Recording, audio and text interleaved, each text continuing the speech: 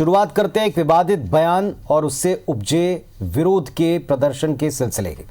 मंत्री इमरती देवी को लेकर पूर्व मुख्यमंत्री कमलनाथ के बयान के विरोध में भारतीय जनता पार्टी के नेताओं ने आज मौन रखा है। सीएम शिवराज और सांसद ज्योतिरादित्य सिंधिया समेत सभी वरिष्ठ नेताओं ने मौन धरना दिया। इस धरने के बाद सीएम ने कहा माताओं बहनों का अपमान किया गया। इसके विरोध में वो सोनिया गांधी को पत्र लिख चुके हैं। साथ ही उम्मीद जताई कि सोनिया गांधी इस पर जवाब देंगी। खंडवा पहुंचे पूर्व सीएम कमलनाथ ने कहा कि बिकाऊ को कुछ भी कहे तो बुरा लगता है, किसी को आइटम कहो तो उपवास करने लगते हैं। हर मंच पर आइटम होते हैं, यहां भी आइटम है।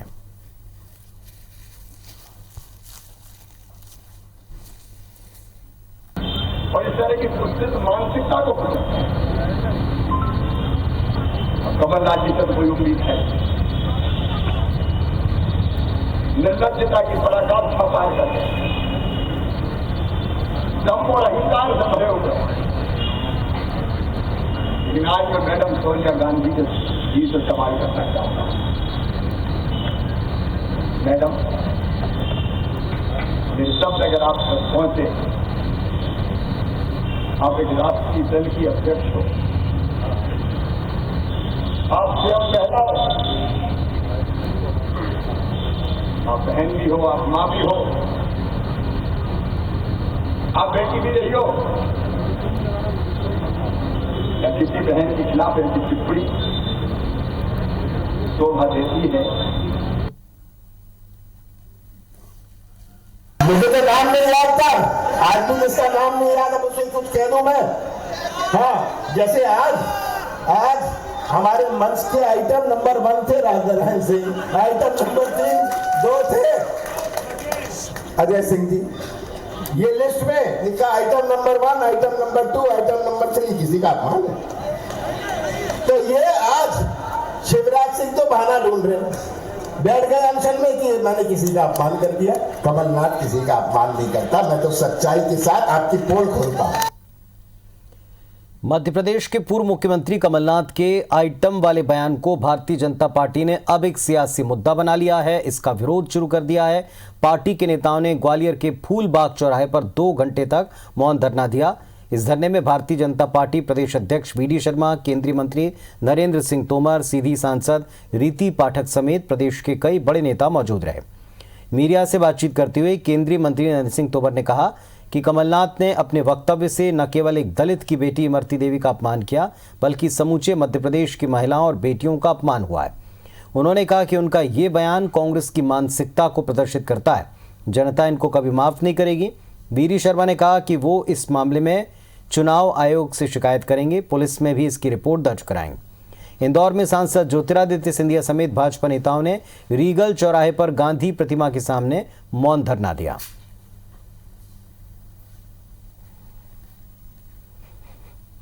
एक महिला नेता को उन्होंने जिन शब्दों का उपयोग करके अपमानित करने का प्रयत्न किया, यह कांग्रेस की दलित विरोधी और महिला विरोधी जो चरित्र है उसका प्रकटीकरण है। तो बहन इमरती देवी, कमलनाथ तुमको भाई मानती थीं, आपके पैर छूती थीं, आपने उस रिश्ते को भी तार तार कर दिया। और नवदुर्गे में इस प्रकार का अपमान, ये पूरे भारत की नारी शक्ति का अपमान है। कमलनाथ जी, आपको ये नारी शक्ति और पूरा भारत कभी इस बात के लिए माफ नहीं करेगा। ऐसे शब्दों का इस्तेमाल किया गया जिससे मैं मानता हूं कि केवल हमारी मातृशक्ति नहीं, लेकिन पूरा देश आहत होगा। पूर्व मुख्यमंत्री कमलनाथ के आइटम कहने वाले बयान के विरोध में भारतीय जनता पार्टी का मौन प्रदर्शन पूरे प्रदेश में जारी है। दिग्विजय सिंह ने इस पूरे प्रदर्शन को लेकर नौटंकी करार दिया है। दिग्विजय सिंह ने कहा कि बीजेपी नौटंकी कर रही है। ग्वालियर में 250 किलोमीटर दूर हाथरस पर दलित युवती के साथ हुए रेप मामले पर प्रदेश के भारतीय जनता पार्टी के नेताओं ने कोई प्रतिक्रिया तक नहीं दी। क्रिकेटर की उंगली फ्रैक्चर होने पर ट्वीट करने वाले नेताओं ने कुछ कहा नहीं। उन्होंने कहा कि उपचुनाव में अभी 1977 की तरह लहर है। उस दौरान जनता हमें घुसने नहीं देती थी और आज बीजेपी को उनके क्षेत्रों में जाने नहीं दे रही और इसी कारण बीजेपी नेता दंडवत करते नजर आ रहे हैं। खंडवा में ज्योतिरादित्य सिंधिया की सभा के दौरान किसान की मौत मामले में दिग्विजय सिंह ने कहा कि ये संवेदनहीनता की पराकाष्ठा है। सिंधिया के बर्ताव से ऐसी उम्मीद न थी। उन्होंने कहा सभा तत्काल समाप्त कर परिवार को सांत्वना देने के लिए उन्हें किसान के घर जाना चाहिए था। आज वही माहौल कांग्रेस के पक्ष में और कमलनाथ जी के पक्ष में है।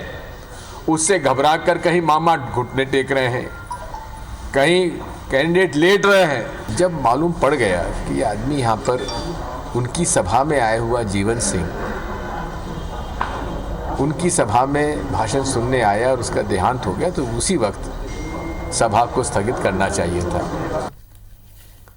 और इस वक्त हमारे दो सहयोगी हमारे साथ में इस विषय के ऊपर ज्यादा जानकारी के साथ जुड़ रहे हैं। नासिर गौरी जुड़े हैं ग्वालियर से, राकेश चतुर्वेदी जुड़े हैं भोपाल से। ग्वालियर से शुरुआत करते हैं। ग्वालियर और चंबल की बेटी का एक मातृशक्ति का अपमान हुआ है। नासिर ये कहकर शुरुआत की, कांग्रेस कहती है ये कोरी नौटंकी है, विक्टिम कार्ड खेला जा रहा है एक तरह से इस पूरे मामले पे। किस तरह के बयान आए हैं, कितना असर इसका हो रहा है?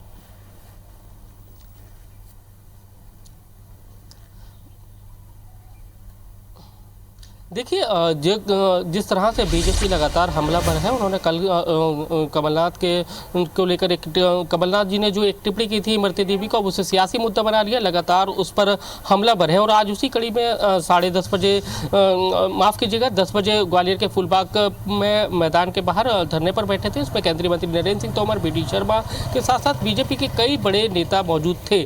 ऐसे में लगातार उन्होंने इस मुद्दे को सियासी मुद्दा बना लिया और उसके चलते वो जो उपचुनाव वाली जो सीटें हैं वहां पर मैसेज कन्वे करने की कोशिश कर रहे हैं कि किस तरह से कांग्रेस है बीजेपी की महिलाओं के साथ, यानी कि दलित महिलाओं के साथ किस तरह का अपमानजनक शब्द का इस्तेमाल कर रहे हैं। और साथ ही वो उस महिला के लिए कर रहे हैं कि जो उनके मंत्रिमंडल में शामिल थी। लेकिन अगर पूरे सेनेरों को देखा जाए तो लगभग जो ग्वालियर चंबल संभाग की जो 16 सीटें हैं और वहां पर जो एक माहौल है, बीजेपी इस जो बयान दिया गया था कमलनाथ जी के द्वारा उसको लेकर लगातार उस पर एक माहौल बनाने की कोशिश कर रही है, वोटर्स को अपनी ओर खींचने की कोशिश कर रही है। लेकिन वो कितना मुड़ता पाते हैं या नहीं ये तो वक्त बताएगा। लेकिन कुल मिलाकर देखा जाए तो बीजेपी की एक नज़र कांग्रेस की सभाओं पर है। कांग्रेस के लोग, कांग्रेस के नेता किस तरह के बयानबाजी कर रहे हैं और किस तरह से उनको उस बयान को लेकर किस तरह से कंडेम्ड करना है। साथ ही उनका अगर उपयोग होता है तो वो कुछ कैसे उसको सियासी मुद्दा बनाकर लोगों के पास पहुंचना है, उसको वोटों में कन्वर्ट कराना है, इन सभी चीज़ों पर उसकी नज़र है। क्योंकि इमरती देवी लगातार कमलनाथ सरकार में रही थी, बीजेपी को लेकर हमला बोला करती थी, लेकिन अब वो दूसरी सरकार में यानी कि बीजेपी की सरकार में तो उनके बयान लगातार इस तरह के आते थे। लेकिन अब जब वो बीजेपी की सरकार में है तो ऐसे में वो बीजेपी उनके ऊपर जो टिप्पणी की गई है उसको पुरजोर तरीके से बुलाने की जो कोशिश है उनकी लगी हुई है। राकेश हमारे साथ जुड़े हैं भोपाल से। राकेश, एक के बाद एक दो ऐसे बयान हो गए कांग्रेस के नेताओं के जिसको लेकर बीजेपी ने उस एक शब्द को पकड़ लिया और अब उस शब्द से कैंपेन चलाना शुरू कर दिया। जाहिर तौर पर यह उपचुनाव का वक्त है, ये जनता के बीच में अपनी बात दर्ज कराने का, और अगर आप आहत हुए हैं तो इस आहत होने को पूरी तरह से जताने का दौर चल रहा है। इसका लाभ हो सकता है सियासी तौर पर चुनाव में?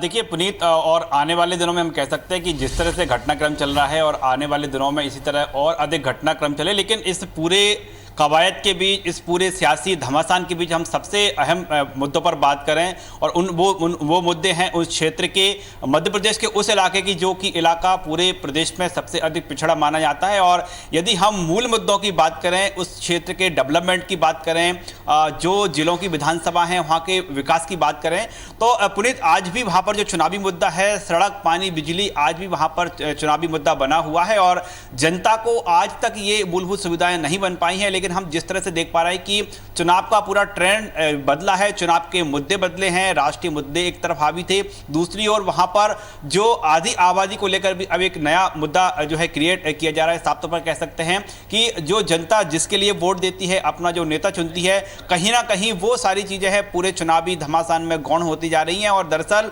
ये दोनों ही राजनीतिक दल, चाहे हम कांग्रेस की ओर से बात करें या बीजेपी की ओर से बात करें, सीधे तौर पर भविष्य को लेकर एक फैसला इस उपचुनाव में होना है। 28 28 सीटें ये तय करेंगी कि मध्य प्रदेश में आगे क्या होने वाला है। ऐसे में कोई भी कोर कसर नहीं छोड़ी जा रही है, जिसके लिए राजनीतियों की तमाम जो दलीलें दी जाती हैं, जिन मुद्दों पर, जिन उसूलों पर राजनीति करने की बात कही जाती है, कहीं ना कहीं वो तमाम उसूल, वो तमाम जो विचार और तमाम जो सियासत करने के जो कारण बताए जाते हैं, वो पूरी तरह से यहाँ पर गौण नजर आ रहे हैं। और अब जो फोकस इस बात को लेकर किया जा रहा है कि कौन सा नेता किस तरह के बयान दिया जा रहा है, उस बयान को अपने पक्ष में कैसे बुलाया जाए, इसको लेकर पूरी फिलहाल जो है सियासत जारी है। फिलहाल हम बात करें जिस तरह से एक जो शब्द पकड़ा गया, उसके बाद पूरे प्रदेश में न सिर्फ राजधानी भोपाल बल्कि ग्वालियर, इंदौर में भी मौन धारण किया गया। न सिर्फ मौन धारण किया बल्कि अब जो चुनावी सभाएं हो रही हैं इसी पर केंद्रित हो चुकी है। तमाम हम नेताओं की बात करें सीधे तौर पर अपने जो भाषण में इसी बात का जिक्र कर रहे हैं और ये अब दलील दी जा रही है कि महिलाओं का हितैषी कौन है, महिलाओं के हितैषी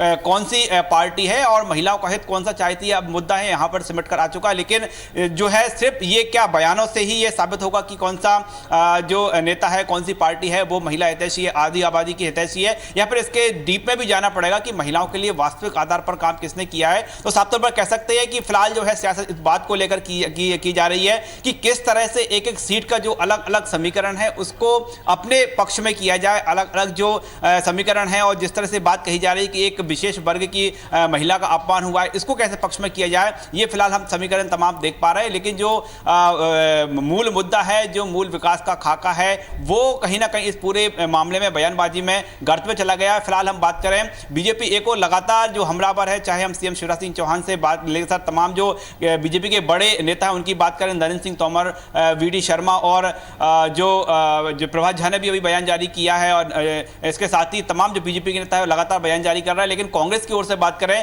कांग्रेस की ओर से दिग्विजय सिंह है इस पूरे मामले को लेकर मुखर हुए हैं। दिग्विजय सिंह ने कहा है कि बीजेपी का जो मौन धरना से लेकर तमाम बयानबाजी है ये सिर्फ नौटंकी है, उन्होंने इसको नौटंकी करार दिया है। तो फिलहाल हम देख पा रहे हैं कि पूरी जो चुनावी मुद्दा है वो अब बयानों पर केंद्रित हो चला है और जो दोनों ही राजनीतिक दल कहीं ना कहीं इसे बयानों तक ही सीमित भी करना चाहते हैं। पुनीत, चलिए, तो कुल मिलाकर असर कितना होगा? सबसे बड़ा सवाल तो यही कि क्या जनता इन सब के बीच में अपने मुद्दों को कह पाती है? क्या वास्तव में इस तरह के बयानों से उन्हें कोई सीधा सरोकार है, सीधे जुड़ाव है? ये जनता क्लियर करेगी रिजल्ट के द्वारा। बहुत शुक्रिया आप दोनों का जुड़ने के लिए और इस सारी जानकारी के लिए।